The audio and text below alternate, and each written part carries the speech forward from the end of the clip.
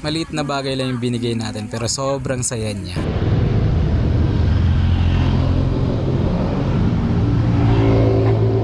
Tay, Happy Father's Day po. Ibigay ako sa inyo.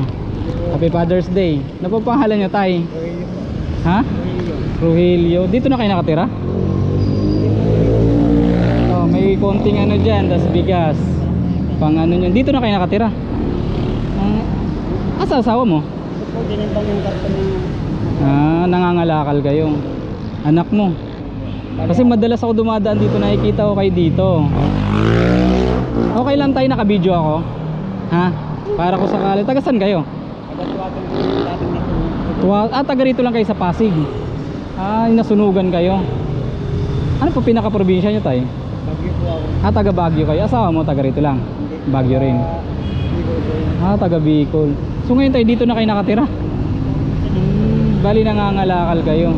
O kasi madalas ako dumaan dito, nakikita ko kayo, sabi ko minsan nga pagka meron ako sobra, bibigyan ko nga ito, sabi ko ganun.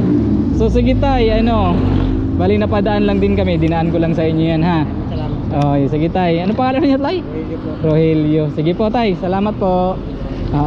Ayan gusto mo ba yan? Pag dadaan ako ulit dito, bibigyan kita ha. Lagi ako dito dumadaan. Ano tay ha? Pagpasyensyahan nyo na tayo, yan lang muna kaya ko ibigay sa ngayon ha.